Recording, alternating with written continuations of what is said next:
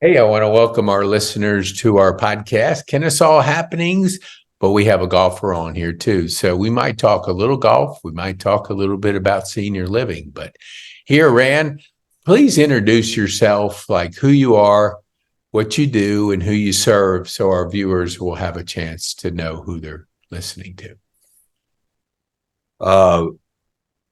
The short answer is I'm a pastor in the city of Atlanta. Describe my work as restoration work and response work. So responding to the critical needs of people that are going through any form of suffering, delay, hopelessness, etc. And then restoration ministry that consists of restoring people to faith, hope, and love through unique perspectives.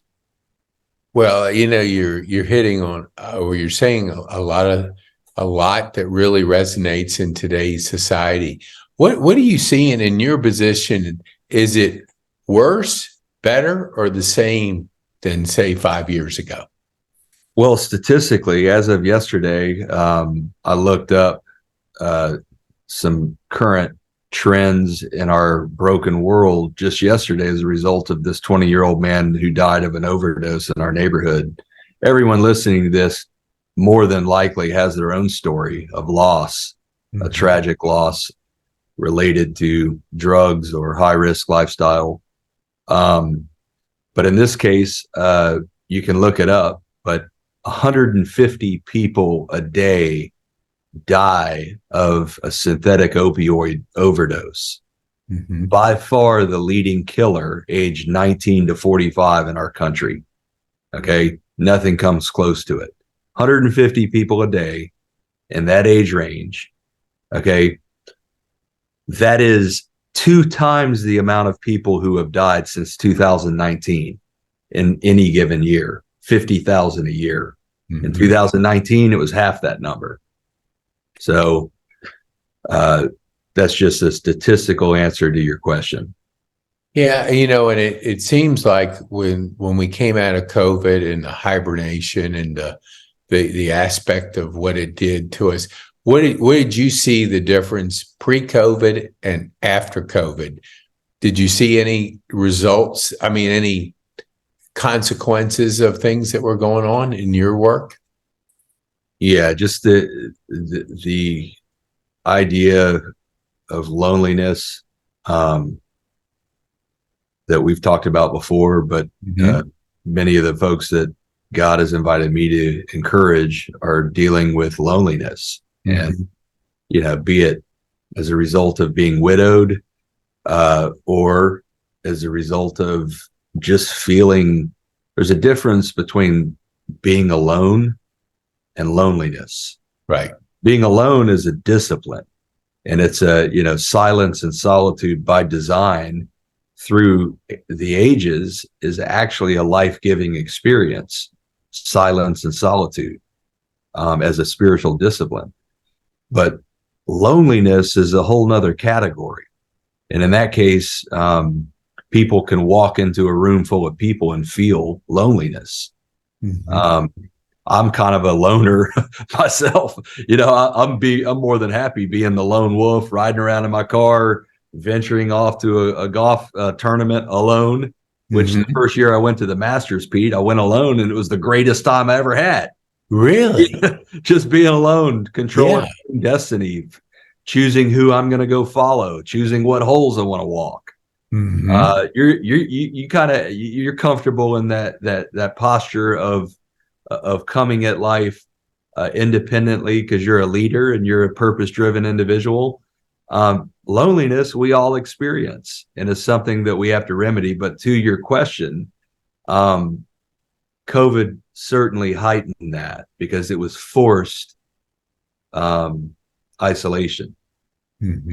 So, and through that, you're alone with your thoughts, and it's not by your own design. And suddenly you're forced to consider things that you might not have even had time to consider. Yeah, I hadn't heard previously the definition, like when you said loneliness and lonely, being alone. two different mindsets. I totally agree.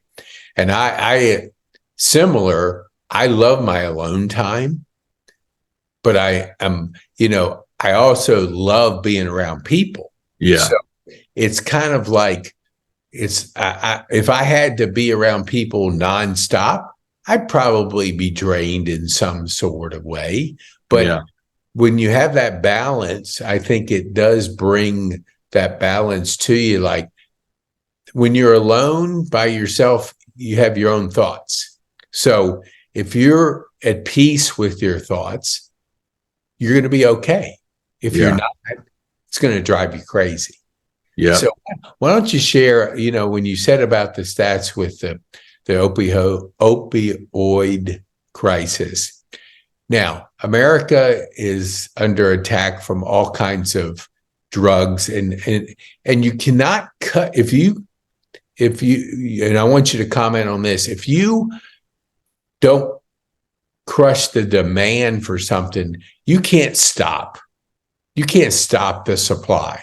So if people want something, and I'm just going to say generally drugs, you're going to find it. It's not you can stop people from getting it. So what do you think in your work and what you're doing?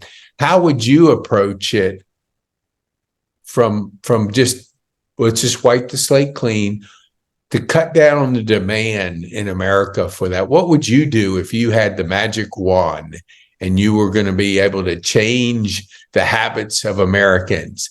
Where would you start? Great question, Pete. To jump off a cliff that may have no landing with this concept, I've recently been thinking about what is the purpose behind artificial intelligence.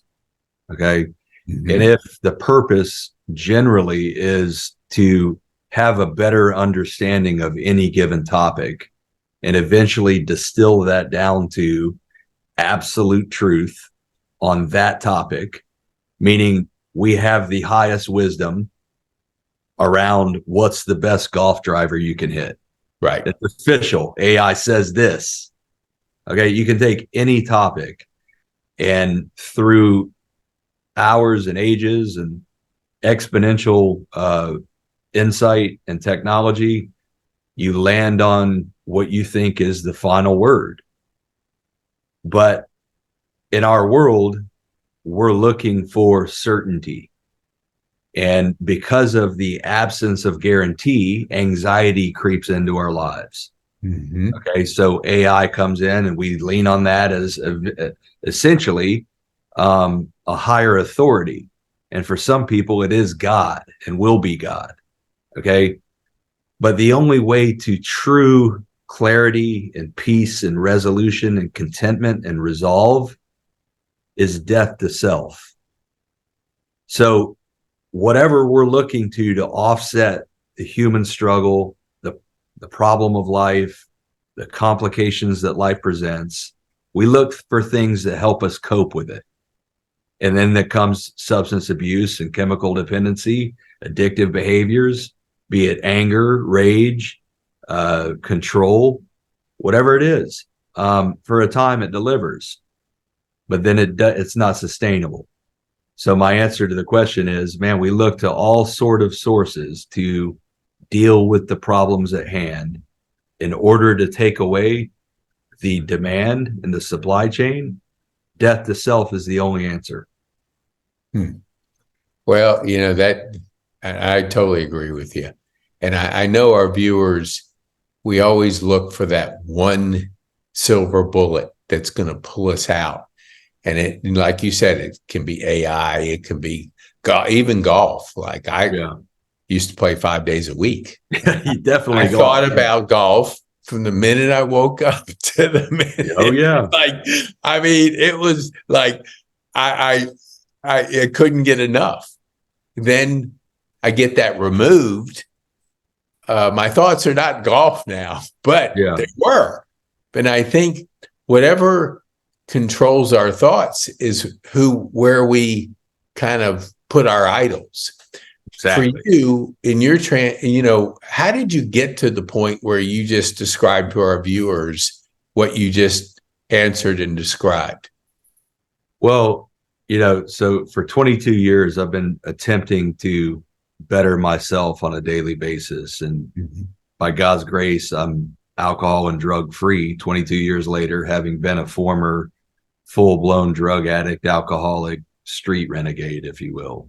Mhm. And um, I've helped countless people over 2 decades. Some have gone on to write incredible stories of their lives, um, understanding the grand narrative of what we're scribed into by God's grace, the big picture through eternity.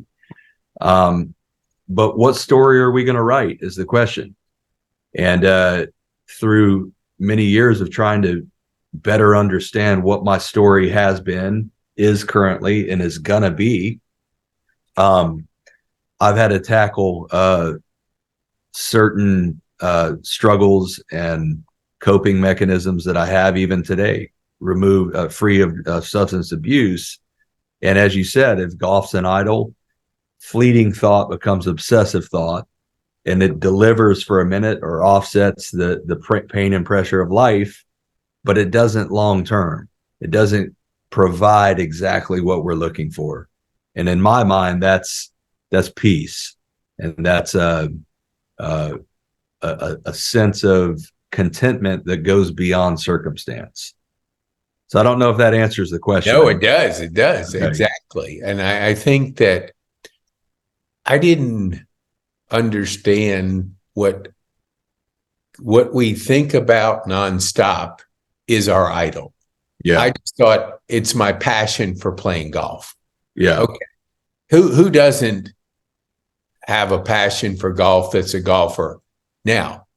But let me just draw the line between passion and idol. And I think what you just described, there's a fine line there between passion and idol. Yeah. And if all your thoughts are focused on that golf game, and if it doesn't go good, and in golf, we don't always have our best round every time we Right. take. So I love that, even for our golfers out there, is to understand that there's more to golf, even though golf's fun. So I'll go back to golf just for a second. I mean, we love talking about it, and we love making it a passion, not our idol. So when did you start golf? What was like? Did you just all of a sudden, your dad give you a golf club and you just started swinging and liking it? Well, I guess my first experience with golf, my grandfather on my mom's side was from Burlington, North Carolina. Mm-hmm. My grandmother, Mary Dell Rose Bright, was eventually the dean of admissions at Elon College. Mm-hmm. And my niece actually goes there as a freshman. My brother's a lieutenant colonel in the Air Force, and they live down in Florida. She's now up there as an out-of-state student at Elon College. Well, my granddad was a member of Alamance Country Club right there in Burlington. Mm-hmm. And he took me out a few times. He gave me a club that he cut down, and I played in the backyard, and then just really appreciated my grandfather's approach to life. He Lucky Strike non-filter, Evan Williams on the rocks. That whole lifestyle to me was appealing, Yes. And and I just for that, I was like, man, I want to be in this thing and enjoy the luxury of this simple way of life that is interesting and fun and low key and social and competitive. Yeah, I love it. I love it. I always enjoy hearing how people got started. So you're known as one of the premier putters, Pine Tree. I'm not going to say the best, because that's always arguably depending on the person you're talking to. So at what point in your golf did you become a premier putter? Well, thank you for even offering that affirmation, Pete. I know you saw me lose a championship match recently, and to me, and you're a phenomenal putter. So that coming from you is the highest encouragement. Putting for me, I think, is mental. It's mechanical. It's the final culmination of any given golf hole. Did you hit your putt, or did you 3-putt or 4-putt, or what's the answer there? And putting to me is really the primary area that I work on and enjoy doing it. It's therapeutic. It's pretty amazing to have the right mechanics and see the ball roll effectively, and make reads, and the subtleties of putting, the equipment. I've been through more putters this year than all other years combined, primarily because I started using a mallet putter this year, having gone from a Newport 2 Scotty Cameron, the same putter I use for the putt that you celebrate with me, the eagle putt that I called and dedicated to you there in that tournament that day. That was an amazing moment in golf for both of us. Yes. But because I've used the mallet this year, I've been through a variety of different putters. Made it to the club championship 64-person bracket at Pine Tree this year, and then lost the final match. That's its own story. But for me, I think all of what I just said is part of the reason why I have a passion for putting. And it's the least athletic of every part of the golf game itself, meaning you don't have to go out there and sweat and physically wear your body down to go putt and work on something that is really the most important part of the game. Yeah, I think if we broke it down and we looked at by score, if you improve your putting, you're going to improve your score, because that impacts you stroke it every 18 putts at least around. I want to take our viewers back to that championship because I watched it. And for our viewers, you played 2 matches in one day. So your opponent in the final was warming up, calmed down, and just played and just warmed up. And you played a match I've never seen. Is your opponent battled back from being down, and then you drained again a long bomb. I mean, a bomb. It's the same as that eagle putt. Yeah. I know the emotional high when you win in golf is unmatched. So you go from an emotional high of winning a close match, extra holes. What was the mental transition to then step into the championship and go back to scratch, to zero, and have to start competing for the championship? What went through your mind? Well, as you remember on the practice green there at Pine Tree, the green was rolling probably 15. It was the fastest it had rolled all year on the stent meter. I mean, it was lightning fast. Yeah. And most people that are listening or that play golf may never play greens as fast as that green was, ever. Doesn't matter where you go. Mm-hmm. And because of that, your feel had to be kind of this intrinsic, deep connection with mind and mechanics and surrounding external complexities, like the gallery of 50 or so people that were watching us. Mm-hmm. All the stuff that came into play, and fatigue. Okay, so the first 2 putts that I had, I ran by. You remember in the previous match, I might have 3-putted one time in 18 holes, and I made 3 bombs. Yep. Okay, something like that. Yep. The first 2 holes in the championship match, I run the putt by, and I got out of my pre-shot routine because I was like, oh my gosh, all these people are watching. I don't want to go through my pre-shot routine, mark the ball, do what I do. And then I learned in that experience that, you know what? You got to keep doing what you've been doing in order to perform at the level that you hope to. and be unapologetic about that. And unfortunately, I went away from my game plan. I started rushing putts. I lost my feel. I was mentally and physically fatigued. I walked 18 holes that day, won the match prior to that. So I think as a result of all of those things, and the guy that beat me, I beat him before. So it wasn't like I was intimidated. Like I was out there playing against Pete Kane. Yeah. I might have been intimidated in that. Well, we won't go there. I know you're to stroke the podcast host here, but no, but I understand. It's true. But it's all of those things of coming at that match and realizing that the takeaway is the pre-shot routine is a significant part of being a good putter. Yeah. Okay. And sticking with your feel and not the psychological component of, hey, here's the read, here's the stroke. You got to bring it all together. As Tom Watson said, it's 80% feel is where putting is. Right. 20%, mechanics and technique, and it's 80% feel. And I'm a feel putter. You really got to be a feel putter out at Pine Tree. Yeah. What would you say? I was talking to your friend Joe Little yesterday, and we talked about the greens, and he mentioned it took him 2 years to really be able to understand the greens and putt them effectively.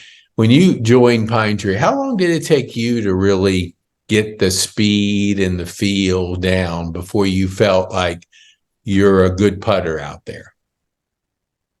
Yeah, that's a great question because it does come and go, and I've made way too many equipment changes. I know the putter I want to commit to, and it's the one that I lost that match with. And because of my frustration in losing that match, I benched that putter, and I've been on a chase. But I need to go back to that putter because it's the same putter that I had 7 birdies with and shot a 72 with a professional golfer this year. I shot a 72 at Pine Tree with 7 birdies. It was unbelievable. And 7 birdies. And this guy, we'll have him on the show one day. His name's Trey Rule. He's a former collegiate golfer at Mercer University, won the Dogwood Invitational as a college guy and as an amateur. Only guy to ever do it here in Atlanta. Okay. Anyway, that's a side note. Yeah. But he was roommates with JT Poston for 2 years at Sea Island. Okay. Yeah. And Trey turned to me after I had 6 birdies on the board on hole 17. And he goes, Rand, I've seen you have multiple lights out putting days in our time together as friends. He goes, you literally are one of the best putters I've ever seen. And I was like, oh my gosh, he just said that to me. Yeah. And, so then I hit a ball under the hole on 17, the par 3. And I had a 20-footer for birdie. And I was like, well, this is in because he just propped me up. I missed that putt. And then I got on in 2 on the par 5 on the next hole and then 2 putted for birdie. So I shot 7 birdies, 72. But I thought to myself, this round could be like a I'll never again have this many birdies. I might never ever have 7 birdies again. It's like an unbelievable experience. But his affirmation toward me that day really gave me the confidence that, man, I can be one of the better putters at Pine Tree, or that be one of the better parts of my game, because you get props from a guy at his level or a good putter like you. All of us have the potential to be good. But to answer your question, getting a feel long-term for the greens at Pine Tree is something that comes and goes. So I think it's can you instinctively make the calculations of all the factors involved: wind, the speed of the greens, the slope, the humidity, the distractions coming and going with maintenance crew and people in the group. I mean, there's so much to consider. Can you get that feel to lag the putt within 2 feet? And that's the goal. And I think it took me about 2 or 3 years to get that.